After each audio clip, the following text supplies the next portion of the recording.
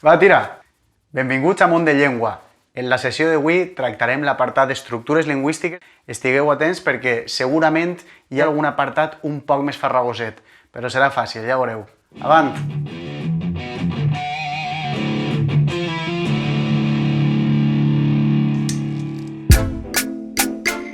Hola, com esteu? Mireu, avui vos he creat una carpeta dins de la qual tindreu exercicis reals d'examen, fets per mi. L'enllaç al Google Drive, del qual vos estic parlant, el tindreu baix de la descripció del vídeo i trobareu una carpeta que diu Materials Valencià i teniu dins C1 i C2. De moment he penjat en la carpeta de C1 un apartat que és Estructures Lingüístiques i per ara doncs, vos he posat omplir buits, opció múltiple i refer oracions. Anirem omplint aquestes carpetes d'activitats reals d'examen, les proves oficials, i en el cas d'avui vos he preparat un exercici d'omplir buits. El comentarem i el corregirem. Si voleu fer-lo abans de veure el vídeo, doncs avant, així el teniu. Bé, doncs així teniu el text del qual us parlava. Recordeu que era un exercici, una activitat d'omplir buits. Era l'activitat comuna de l'Escola Oficial d'Idiomes i de la SIACOBA. Sí que és cert que trobareu que hi ha alguns paràgrafs, per exemple el primer, que estan més, diguem-ne que estan creats més mode SIACOBA i el segon paràgraf, per exemple, està creat més mode Escola Oficial d'Idiomes. Per què dic això? Perquè veieu que les indicacions en els buits que teniu, d'acord, són diferents en un paràgraf i en l'altre, d'acord? Per tant, simplement heu de tindre en compte abans de començar que tindreu a voltes un verb entre parèntesis i per tant l'haureu de conjugar. A voltes no teniu res, que no sigui cap indicació i per tant doncs hi haurà, jo que sé, una preposició, un article o senzillament res, perquè recordeu que pot no haver-hi absolutament res i heu de posar aquest símbol, o que vos posen també la categoria gramatical de la paraula. I aleshores heu d'omplir el buit amb el que pertoqui així, des del punt de vista gramatical. Clar, en les indicacions o no indicacions, millor dit, de l'Escola Oficial d'Idiomes no hi ha res. I és un poquet més complicat. En qualsevol cas, mireu que el text barreja aquestes maneres de presentar l'exercici, de presentar-vos les indicacions. El que he fet per a no, diguem-ne, plagiar els enunciats de les institucions per les qüestions de drets d'autor, el que he fet ha sigut fusionar els enunciats de l'Escola Oficial d'Idiomes i de la SIACOBA. És a dir, vos dic, ompliu els buits del text amb la paraula o expressió correcta. Si no hi cal cap mot, indiqueu amb el símbol de s'inicia zero, que és este d'ací. Recordeu que si no poseu este símbol, o sigui, si penseu que no hi cal res però no poseu el símbol, la resposta és incorrecta. És com si no haguéreu posat res en el buit.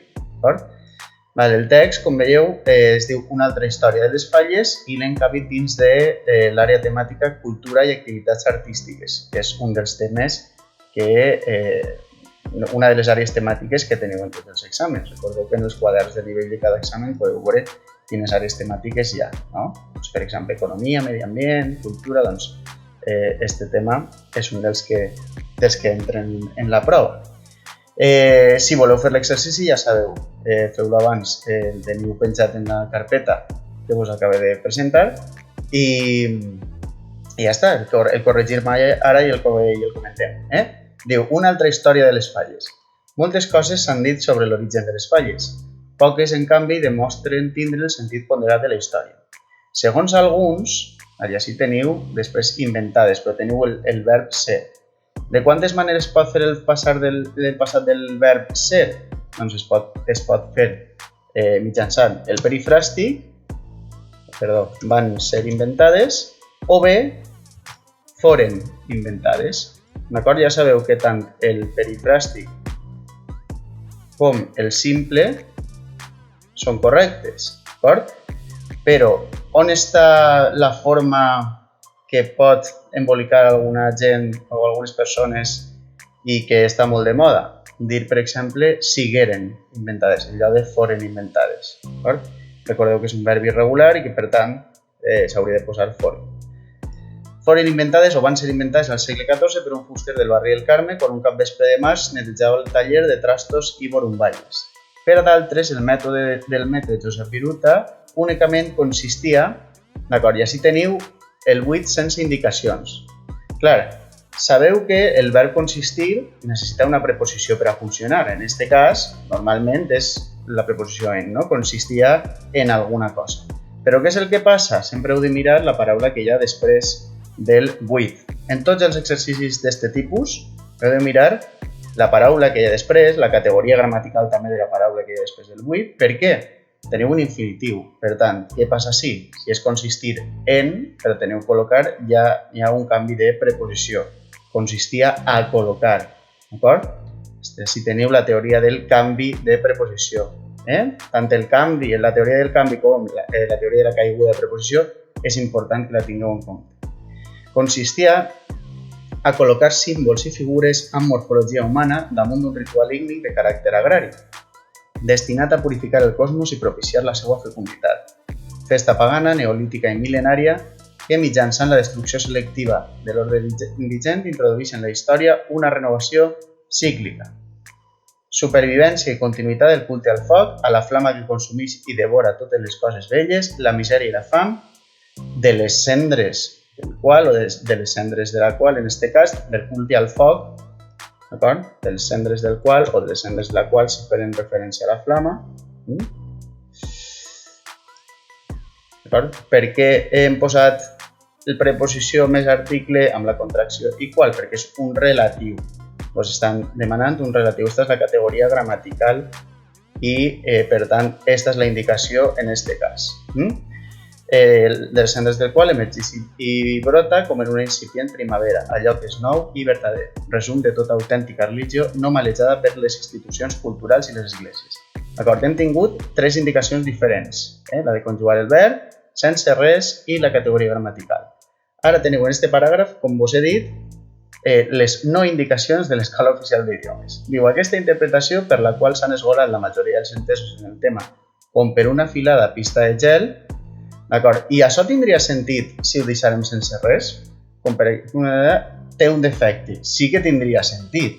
Ara veurem si després hi ha més coses que podem posar en este buit, però de moment sí que podríem posar el zero no? És a dir, sí que tindria sentit. Ara bé, si algú l'ha reforçat amb només té un defecte, sols té un defecte, perdoneu, sols té un defecte, solament té un defecte, jo què sé, únicament té un defecte, doncs també estaria bé, val? Una cosa també seria correcte, a soles té un defecte. La paraula, l'expressió en aquest cas, la construcció a soles, amb el sentit de només sols i solament, únicament, la va acceptar ja l'Acadèmia Valenciana de la Llengua fa poc de temps. Abans només tenia el sentit de sol, sola, però ara també té el sentit de només, de només, sol, solament. Per tant, l'hauríem també d'incloure com a opció. És una opció relativament nova. Té un defecte. Per tant, tenim l'opció sense res i també l'opció amb el reforçament d'alguna construcció o paraula d'aquest tipus. No es coneix, clar, i així teniu ara, seria fins ara. Però què posem? Fins a o fins? En aquest cas, no es coneix fins a ara o fins ara. En aquest cas seria fins ara. Vos explique. Vosaltres heu de partir sempre de la norma general. És a dir, heu de partir del fins a, sempre una preposició. En quins casos es lleva la a? Doncs, per exemple, quan cal una caiguda de preposició, per exemple, si hi haguera un que, fins que no vingues, ahí estaria jo crec que clar. I l'altre cas és quan hi ha un adverbi. Fixeu-vos en expressions com per exemple fins demà. Clar, per tant, si teniu ara, com us he dit abans, la paraula següent, el que hi ha així és un adverbi i per tant ja cauria també la preposició. Veieu que senzill és, però heu de partir sempre de la norma general, després mireu si hi ha alguna restricció. Ni tan sols un document que puga legitimar. I això a pesar de què o a pesar que. A pesar que. És a dir, tornem a posar que no necessitem res. És caiguda de preposició, és com si digueu malgrat que, a pesar que. No poseu el de que, a pesar de que. No, és una conjunció, en aquest cas el que, i no necessitem la preposició. Caiguda, abans parlàvem del canvi, ara parlem de la caiguda de preposició davant de què. Tramodires, Morales, Sant Martí, el Marquès de Cruïlles, Sánchez Sivera, Carrers Calatayud, Gaiano de Lluc, Almela i Vives i molts altres valencianistes de pro rastrejant amb verdadera passió arxius i fonts documentals sense aconseguir aportar també tindria sentit. Mireu com estic llegint la frase i també tindria sentit sense res. Ara bé, podríeu reforçar-ho amb però sense aconseguir tal cosa, o tot i sense aconseguir, o encara que sense aconseguir, també. En posem alguna més. Sí que podríeu reforçar també, però tindria sentit sense res. Sense aconseguir aportar ni una prova substancial per a corroborar les seues transcendentals i atrevides afirmacions. Ara per ara, l'única cosa que sabem amb certesa és que no s'han exhumat notícies sobre autèntiques falles que siguin anteriors al segle XVIII. D'acord? I diu, la primera part de l'oració és sabem que no s'han exhumat notícies d'autèntiques falles, però si prenem la paraula genèrica pel seu contingut, ja seria una altra cosa. Què és el que falta així? Falta una condicional negativa, és a dir, vos estan dient, si passa això ja no és com estàvem dient. Per tant, hi ha alguna fórmula a partir de la qual puguem posar, per exemple, una condicional negativa sense caure en el si no és que prenguem la paraula genèrica? Doncs sí, teniu les expressions llevat que prenguem la paraula genèrica o tret que prenguem la paraula genèrica. Aleshores, com quedaria la frase? Mireu, diu, l'única cosa que sabem amb certesa és que no s'han exhumat notícies sobre autèntiques falles que siguin anteriors al segle XVIII, llevat que prenguem la paraula genèrica pel seu contingut específic modern. És a dir, si farem això, ja seria una altra cosa, no? És el que estem dient. Per això és una condicional negativa, com si posàvem un no així en dir, si no és que prenguem. Foguera festiva de caire satíric i crític que s'expressa mitjançant ninots al·lusius a persones conegudes. Sabem, això sí, que amb tota qualitat de cert, que amb tota certesa, llegiríem una S o amb doble S? Seríem una S, i a més jo crec que teniu la paraula abans també, però ahir vos heu d'acostumar a la qüestió de és una paraula femenina abstracta. No és una paraula que es pot flexionar al masculí. O sigui, no podeu fer certès, certesa. Podeu fer cert, certa. Però la paraula certesa, que és qualitat de cert, punt número 1, no té flexió al masculí, ja és un mot femení de per si i és abstracte. Per tant, totes aquestes paraules que acaben en esa, que no són els càrrecs, no és com alcalde, alcaldessa, que ahí sí que tenen flexió, només tenen una S. Diu que la segona meitat del segle XVIII els veïns d'alguns carrers de la ciutat plantaven i cremaven ninots satírics, els quals no deixaven de suscitar recels entre els prohoms de la ciutat. Però en cap moment no apareix una vinculació entre aquestes falles i el gremi de fusters, i molt menys encara amb algun ritual de caràcter agrari.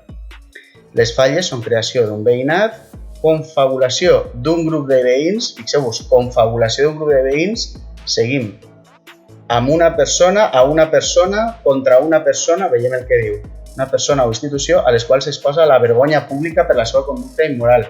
Aleshores, el grup de veïns no està content amb aquesta persona.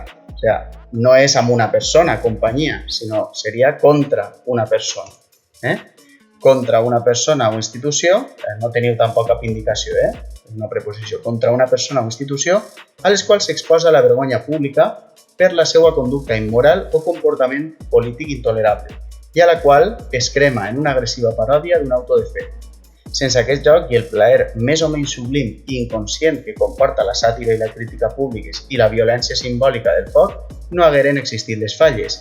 I és per així per on el seu origen connecta amb altres elements de la cultura popular valenciana, amb una tradició satírico-festiva impressionant per la seva tradició i amb una pràctica ritual de la crema del ninot o parau de mitjan quaresma o del Judes del dissabte de Glòria, de la mateixa manera, i així ja teniu últims dos verbs que s'han de conjugar, de la mateixa manera, l'imperfet de fer seria feia, de la mateixa manera que és feia, recordeu, sense dièresi, no és feia, és feia, igual que creia, reia, queia, tots estos que són de la segona imperfectes, tenen el que es diu una I consonàntica.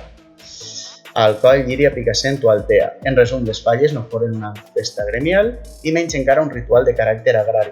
Les seues arrels entronquen amb pràctiques rituals carnavalesques, pràctiques rituals, en aquest cas necessitem un participi, pràctiques rituals difoses. I aquestes difoses seria amb una S també perquè us he posat un parell de paraules que tenen norma absoluta i matemàtica de en aquest cas de l'S simple. Els participis quan flexionen mai no tenen, en aquest tipus de participis mai no duplica la S. Entès, entesos, enteses, estès, estesos, esteses, difós, difosa, difós, difoses, difosos, una S sempre. Per tota Europa, per la seva història, només que s'entén en relació amb la pena satírica de les classes subalternes valencianes, que així expressaren una concepció pràctica de la moral i de l'ètica política, tot i denunciant públicament els transgressors del Codi Popular. Bé, com veieu, és un text d'Antonio Ariño, que és el vicerector de la Universitat de València, un text publicat a la revista Saó, una miqueta adaptat per mi, i ja està. Teniu les respostes una miqueta comentades, d'acord? I fins ací el vídeo d'avui. Recordeu que podem fer debat en els comentaris si teniu alguna mena de dubte. No oblideu subscriure-vos i donar-li a m'agrada. Feu bondat i a cuidar-se.